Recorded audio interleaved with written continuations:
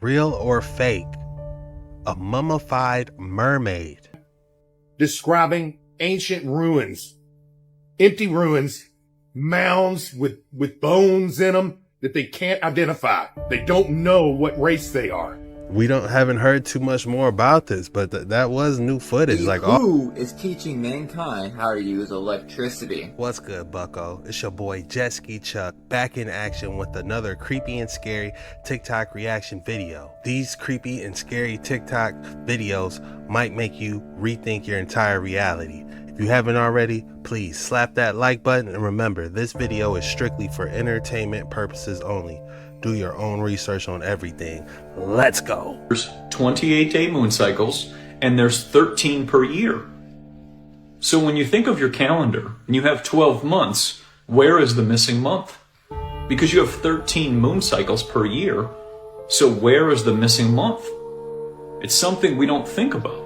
You have 13 28-day moon cycles, but you only have 12 months in a year. Where is the off month?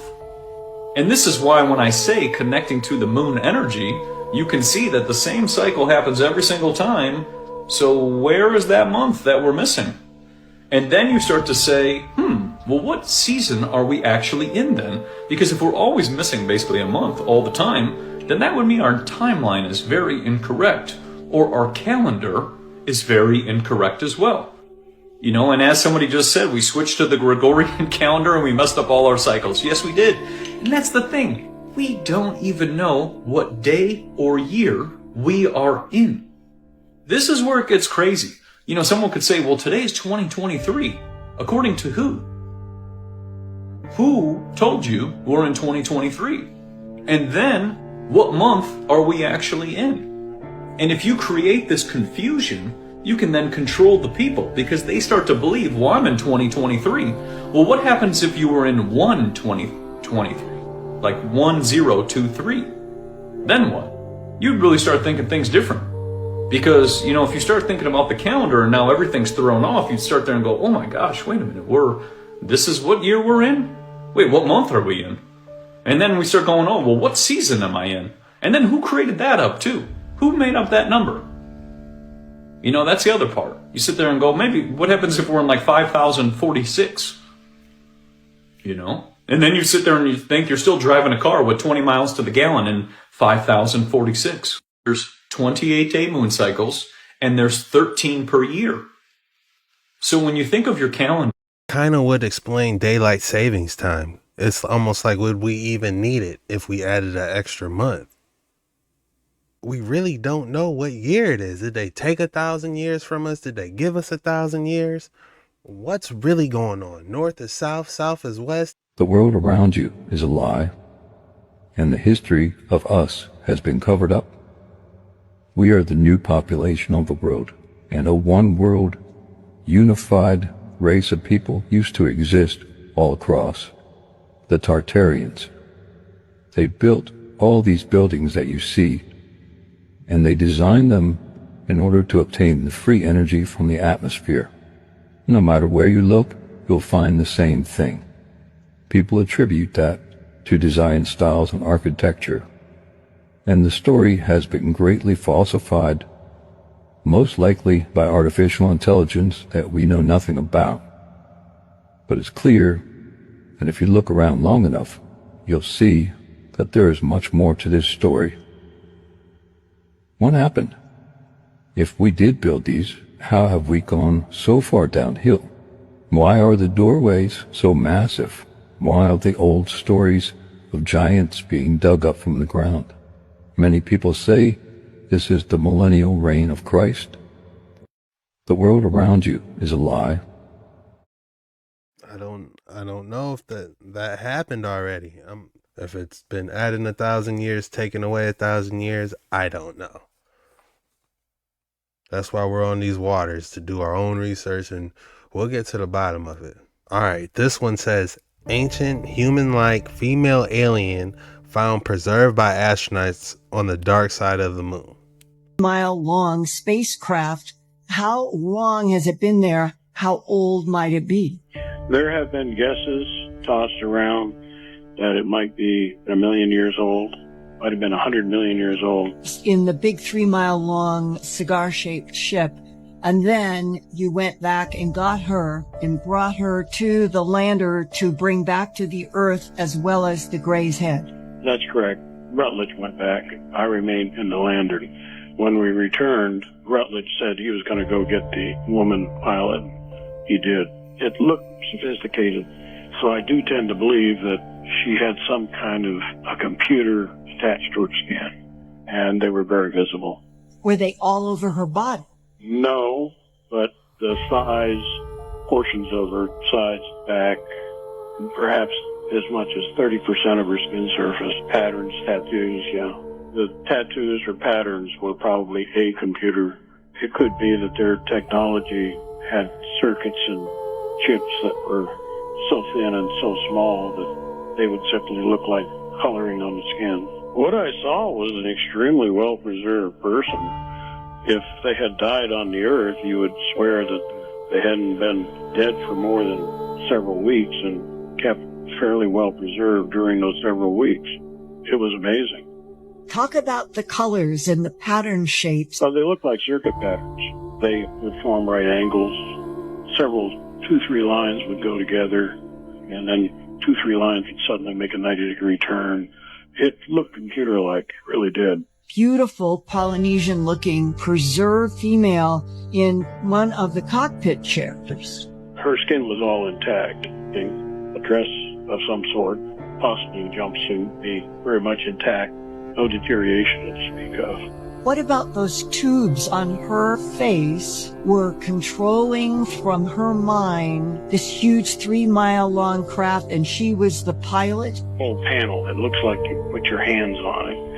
And apparently the controls, the ship's computer interfaced directly with the pilot. People who have confirmed for me they've had their own hands in those panels from 47. There were 6 fingers on those particular beings. And now John Levine continues with what he and Commander Rutledge found in the 3-mile long ancient craft.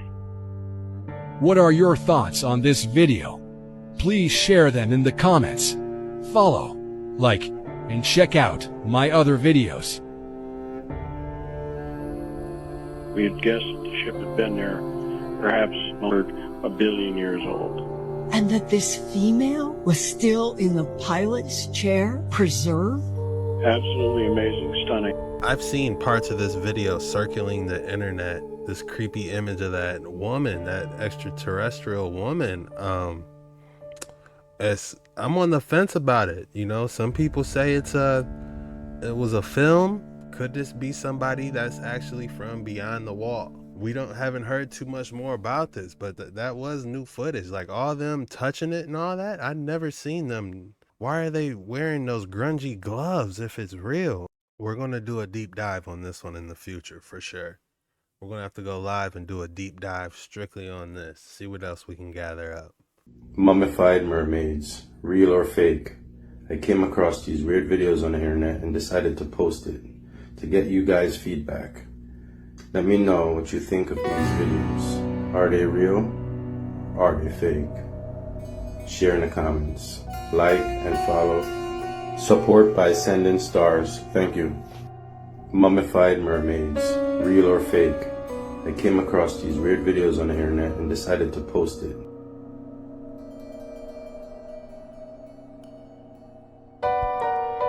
Real or fake? A mummified mermaid. This looks crazy.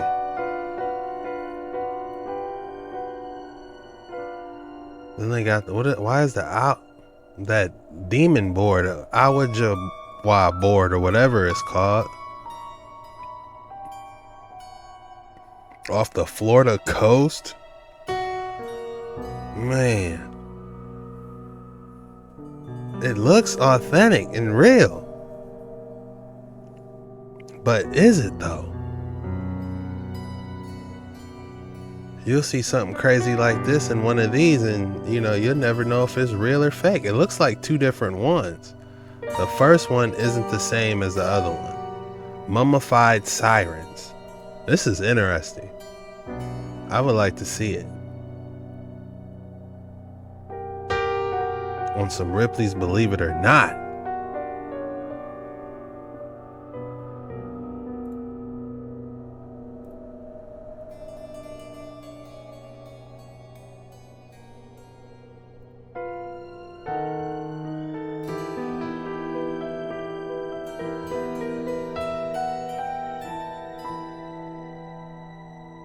Now we got a massive snake. That's the real anaconda. Straight off the movie, isn't it? The same size and everything. That was my movie, Anaconda, with Ice Cube and J-Lo. Man, that was such a good movie. Who was the villain? That villain played a great role in there. The old dude with the ponytail. Man, great villain role.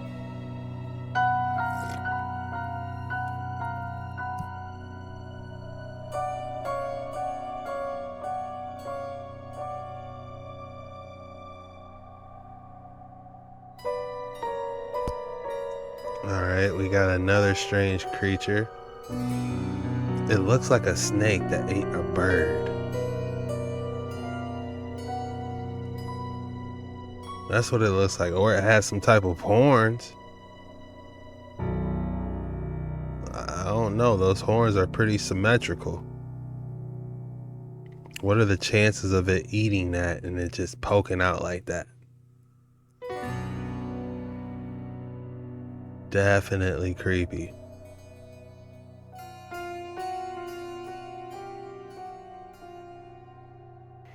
Ugh, look at his mouth.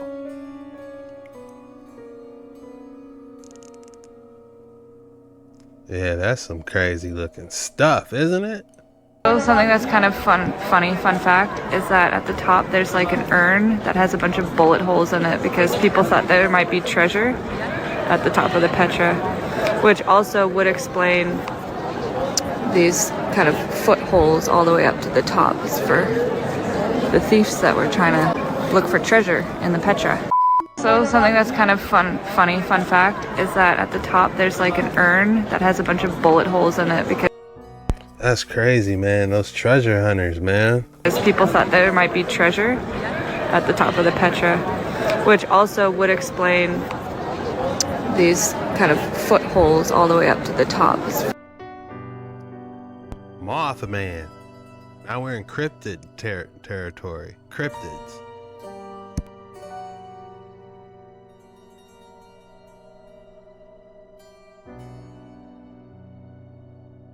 It kind of looks like a bear, doesn't it?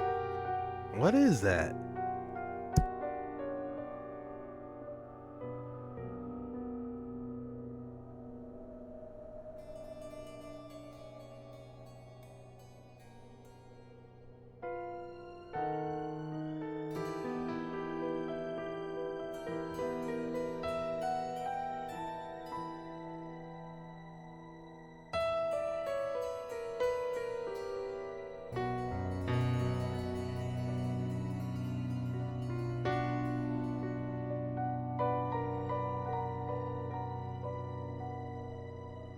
Not the eyes glowing. Are you kidding me? Is the dude laying there? What is going on here?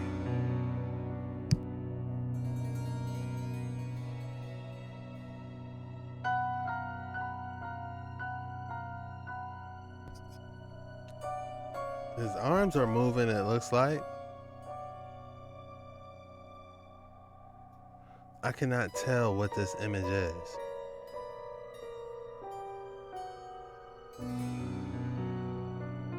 Or what they're doing right here. Why are they making the CVS signal? But this right here, the eyes going crazy. That's creepy. Mothman. Real footage. Skinwalker. Now we got a skinwalker. We can see a tail.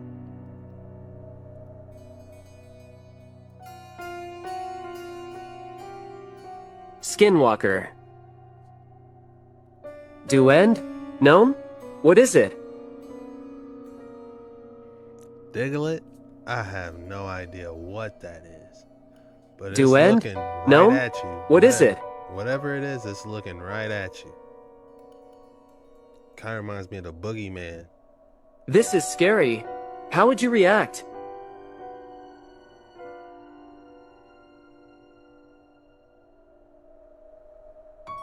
Yeah, that's crazy. What was it? It looked like it had like a snorkeler on its face. Did you know the Great Sphinx has a tail? And that it also may have been built by the civilization of Atlantis thousands of years earlier than mainstream history suggests for a very specific purpose. Welcome to Phil's Pixel. According to this theory, the Sphinx was not made by the ancient Egyptians. We're told it was built about 4,500 years ago, around 2500 BC, but many believe it was constructed by a civilization that far predates anything we know. The Sphinx itself doesn't make any sense. It shouldn't even exist. For one, the ancient Egyptians were obsessed with recording everything they did. Yet, just like the pyramids, despite there being hieroglyphs that go back 5,000 years and more, not a single one of them mentions the Sphinx at all. One mainstream theory suggests the Sphinx was built as a sort of guardian of the pyramids to protect the pharaoh's treasures, but over time lost its significance, and the Egyptians just forgot to mention it in any of their texts. Like anywhere, no records of when it was built, for what purpose, or why its head is so small. I think it's a lion.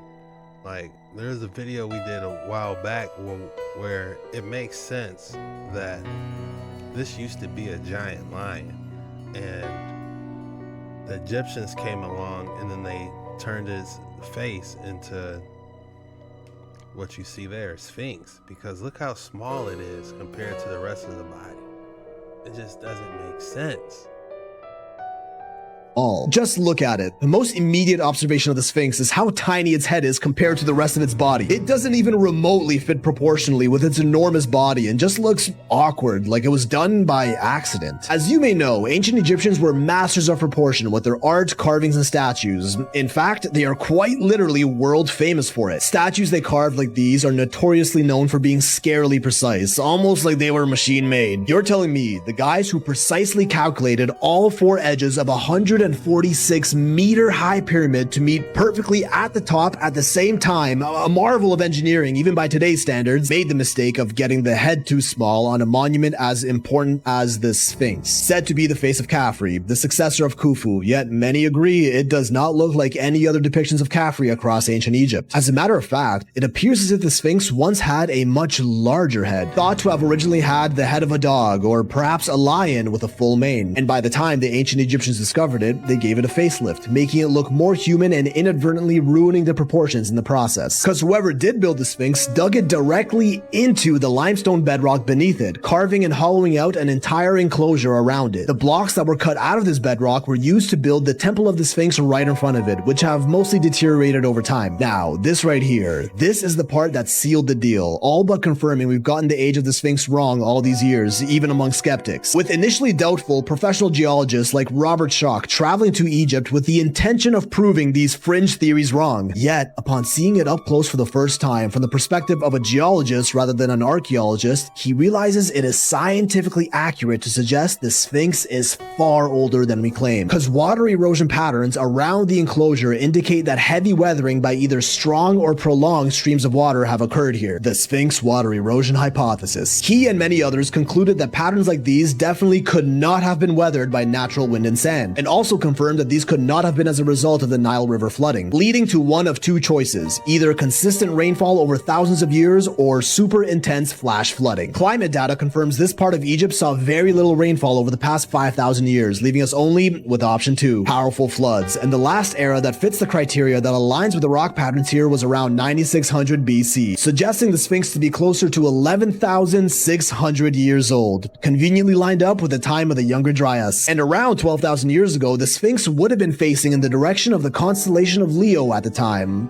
a lion, leading us back to the idea that the Sphinx may have originally been a lion monument with a much larger head facing the constellation that it represented, only to get washed away and buried for thousands of years, get rediscovered by the ancient Egyptians, and then forgotten again, until the 1800s, around which time the top of its head became visible from shifting sands. Then in the 1920s, the first official excavation started, finishing in 1936 for the very first time in a long time, from which many involved with the project agreed the depth that it was buried at did not match anything else in the area. There's no way the Sphinx could have been that deep underground by accident, leading them to strongly believe it was intentionally buried. And why? Because it may have been built as a safekeeper of knowledge for the legendary Atlantean Hall of Records that still exists hidden beneath it to this day. We'll dive into that one next time, and reminder, this is just a theory. For entertainment purposes only, may or may not be true, so shut the f*** up. Did you know the Great Sphinx has a tail? And that What's under it? We need a mission to go up under it and get the Hall of Records, because it's not adding up. Why would they deface that perfectly lion statue and be like, all right, let's put this Egyptian head on the front of it, put the Sphinx on the front? I mean, yeah, the Sphinx idea is cool and all, but you know, a lion though, and it's facing Leo, it's adding up. 39. Just look at it. Oh, it's so beautiful. Did you know the Great Sphinx? Oh, wow. I'm shaking a little bit. This book was a gem that I found, okay? It's Antiquities of America by John Delafield. Copywritten 1839. Just look at it. Oh, it's so beautiful. Almost 200 years old. Cost me $500. Has this rollout in it. 18 foot long. It used to be attached to the inside here. It's paper. I mean, you can see through it, but it's Aztec stuff. I'll show you all this in a little while, but awesome, unbelievable find. Well worth the money. Let's go get into the gist. It relates this all to the Bible, but let's just jump in here. Suppose that in searching the tumuli, which are mounds that are scattered so widely over this country, the silent age mysterious remembrances of some populous race once carrying on all the business of life, where now are only the wild forests of many centuries. A race of whom we ask so often, who were they? Whence they came? Whither they went? Suppose that under one of those large structures of earth which remain of their works, a book were discovered, an alphabetic history of that race for 1,000 years, containing their written languages and examples of their poetry and other literature, and all undeniably composed many hundreds of years before any of the nations now possessing this continent were here. What a wonder this would be. What an intense interest would attach to such a relic. What price would not the learned be willing to give for it? What fragments of Egyptian inscriptions, what unintelligible characters among the ruins of Belus, I'll have to look that up.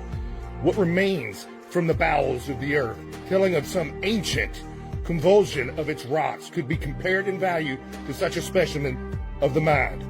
The language, the literature, such a detailed history of the deeds of a nation otherwise unheard of. But much more than this is the Bible. It contains history, specimens of literature, examples of poetry and eloquence unquestionably written some 800 years before the writing of the oldest book of any description which the literature of the world has preserved. Greece was a land of barbarians for many centuries after Moses composed the history of the world in Israel. There is no evidence that alphabetic writing was known when he wrote, except among the nation over which he ruled. I've now shared with you two different authors' history books from pre-1900. One was 1898, that one was 1839, describing ancient ruins, empty ruins, mounds with bones in them that they can't identify. They don't know what race they are. I mean, this is amazing. Like I said, man, I'm shaking. I don't know what to think, except keep on digging. Oh, wow. I'm shaking a little bit. This book was a gem that I found. Damn, what did they find? Nephilim? Giants? I'm sure the Smithsonian got it locked up. Interesting. I want you guys to look at this and see who is teaching mankind how to use electricity. Well, what is that? Has everything we learned been fictitious? I mean, we've all seen this illustration, right? Where it's just normal people using these light bulbs. But I wonder where this one came from. That's very, very suspect, isn't it? And then you got the things in his hand. It's very apparent he's using electricity. But again, what is it?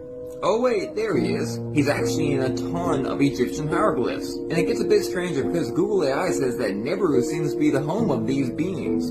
In general theory, of course. But what's this red thing right here? To me, it looks a lot like Nibiru. And trust me when I say that they're obsessed with it. So again, I ask you, what is this thing teaching technology to the ancient Egyptians? Why does the Bible compare Satan to a serpent? Wait a minute, these things couldn't be fallen angels, could they? And before you say no way, look at this depiction, this hieroglyph found 8,000 miles from itself. Of course, with the pine cone, self-enlightenment and wisdom and technology. When the angels fell from heaven, they took on a very scaly form. Don't ask me how I know. I want you guys to look at this and Dome and Outer Space Projection, Chapter 3.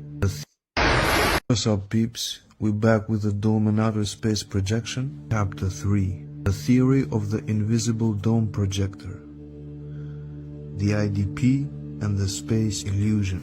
Representation of the dome. The dome is not specific to our lands. There is at least one dividing dome for each world, or a circle environment, or a cell matrix, whatever the reader likes to call them. This transparent dome that seems to function as a kind of plasma membrane due to its main function is much more complex to understand and, of course, to analyze. It is the representation of dividing layers of multiverses and of a totally different inner-outer connection. For that reason, the custodians and Anunnaki not only easily manipulated our world due to their advanced technology, but also that of so many others. But why is the dome so important, and how does it relate to lost human history?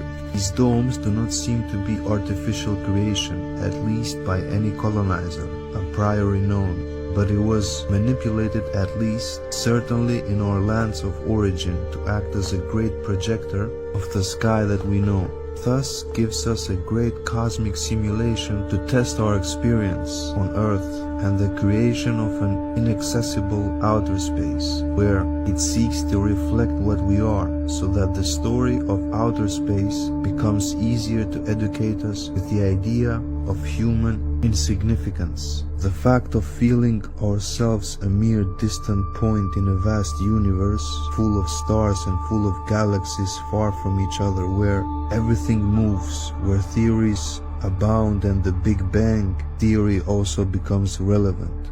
The invisible dome projector theory demolishes all these theories, because if everything we see in the skies is part of this great simulator with advanced custodial technology, then the question will inevitably arise: in what world are we really living in? And when one begins to question these issues that we took for irrefutable truths, everything around us seems to tremble, to latter collapse completely. Chapter 5. The importance of the reinterpretation of the ancient text with the invisible dome. How manipulated were they? Were they also a part of the custodial creation? And then, before my question, a very clear answer came to my ears. The reinterpretation of ancient text can be crucial to begin to understand the invisible dome. From cave inscriptions to ancient manuscripts, they all contain essential clues to understand not only the lost history of an earlier human technology, but also the spiritual depth of the past erased from our history. The manipulation perpetrated by the custodians and Anunnaki that took us off the path we should have taken long ago. Many ancient texts and symbols still preserve insights into the original construction and purpose of the dome, offering alternatives to the dominant narrative imposed by the colonizers. A reinterpretation helps to recover and strengthen the cultural identity of the societies living under the IDP, Invisible Dome Projector, providing a sense also of continuity and connection with the ancestral part. What kind of text could strengthen the dome theory? So here we got a list. The Book of Enoch, the Dead Sea Scrolls, the Popol Vuh, the Vedas, the Enuma Elish, the Pyramid Texts, the Book of Gates, the Homeric Hymns, the Tao Te Ching, Codex Gigas, the Sumerian tablets, the Epic of Gilgamesh, the Nag Hammadi texts, the Book of the Dead, I Ching, the Book of Changes, the Carmina Burana, the Corpus Hermeticum. The Emerald Tablet speaks about the unity and correspondence between different levels of reality, which can be parallel to how the IDP simulates the external cosmos, and such simulation is nothing more than a reflection of what the custodians wish for the new humanity to perceive as the reality of the absolute universe, thus manipulating their understanding of the macrocosm. According to the Hermetic principles of the tablet, change in one part of the cosmos affects the whole. This idea then reflects on how manipulations within the dome can influence the perception and behavior of an entire civilization. This part is relevant if we consider that the dome may be being used as a medium for projections that alter the physicality and spirituality for those who live beneath it. The Emerald Tablet also symbolizes esoteric and occult knowledge accessible only to initiates. Similarly, the true purpose and function of the dome is knowledge hidden by the custodians, accessible only to a small group within the power structures, which we call loyalists, the traitors. It also suggests transmutation from the basic to the sublime, which could be a metaphor for the human potential to transcend the limitations imposed by the dome, recognize the simulation, and reach a deeper understanding about the true nature of their circle environment. Last but not least, I mention how the text emphasizes the connection between the material and the spiritual world. Under the concept of the dome, this could be interpreted as the interaction between the physical structure of the dome and its impact with the spiritual and psychological part of the new humanity. What's up, peeps? We're back with... That is interesting. I believe I have this book. I'm not sure. But when they were referring to all those other different books that support the dome, one of them looked like a giant's book. It was like a codex something, but it looked like it belonged to an actual giant.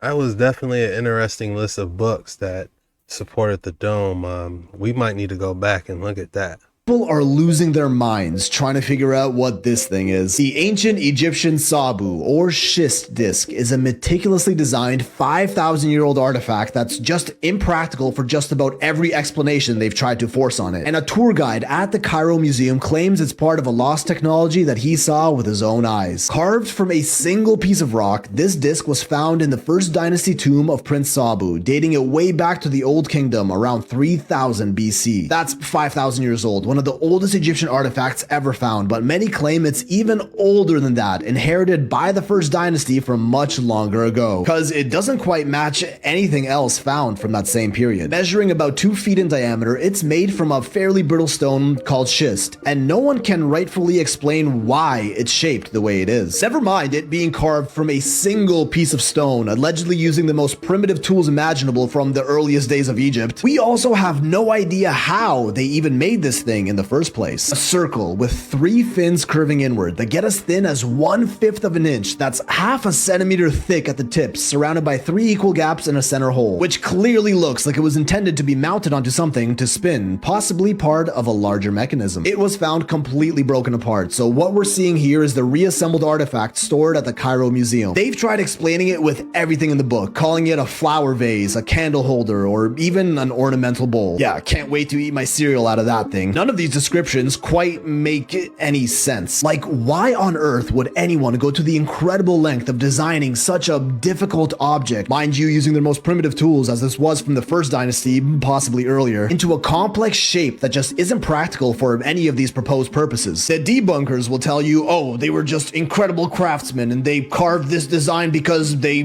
just felt like it, and if you question it, you're disrespecting history. Look, this is a vase from around the same era, and although it's equally impressive impressive to carve something like this out of granite, which I actually made another video on it. You can see it looks like a vase. Here's a bowl, which also looks like what we expect it to, practical for its intended purpose. Not to mention, Egyptian artifacts from later eras became considerably less sophisticated as time went on. So did they just forget how to carve intricate designs like this? Or did the first dynasty Egyptians find this disc from people that existed before them? The real ancient vases, bowls, and urns were all built with clear practical uses in mind, whereas the schist disc almost looks like it was part of something else. Perhaps a mechanical gear of sorts, a piece of ancient technology lost to time, as there are other Egyptian artifacts that look almost exactly like gears. Maybe something like these were used in combination with the schist disc. Others have even gone to the length of recreating exact replicas of the disc themselves to experiment on, and found out that when a bit of air pressure is applied, it actually surprisingly spins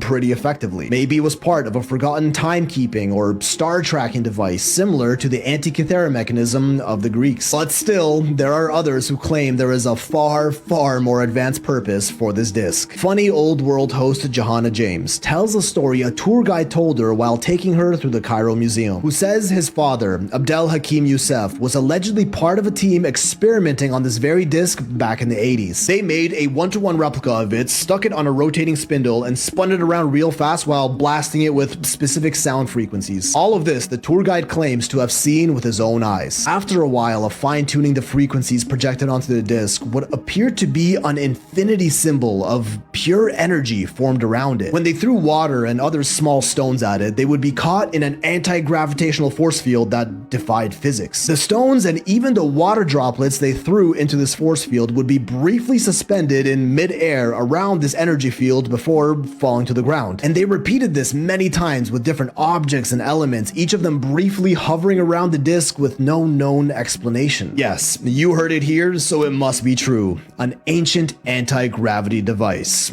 Can't wait for the debunkers to clip that soundbite. Nah, if this actually happened, it would be all over the news. Everyone in the scientific community would obviously be talking about it. Oh, that's adorable. History has a long pattern of silencing those who propose clean and easily accessible forms of energy that don't support the oil and gas industrial complex, like zero-point energy. But don't worry, that's all totally fake and for entertainment purposes only. At the end of the day, even if it wasn't made for anti-gravity levitation, but something more innocent, like, I don't know, a mechanical water irrigation system. Still, how in the world did they make this? People are losing their minds. Yeah, because looking at it at first glance, you're thinking it's a rim or something. You ask me, it was definitely for some ancient propulsion device.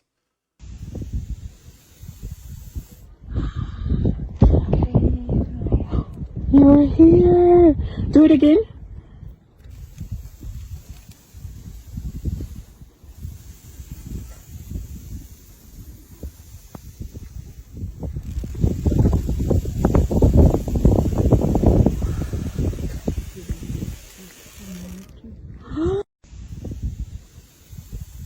You can literally hear the electricity. You're here. Do it again.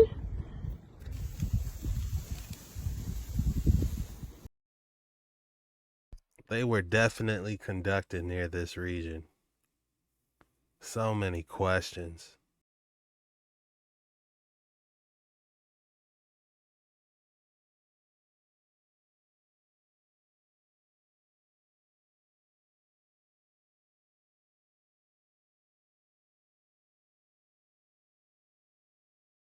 If you made it this far, the code word is deep dive. Drop deep dive in the comments so I know you made it all the way through this video. And I just want to say thank you. I appreciate you guys. Until next time, it's your boy Jet Ski Chuck signing out. See you guys on the next episode. Peace out.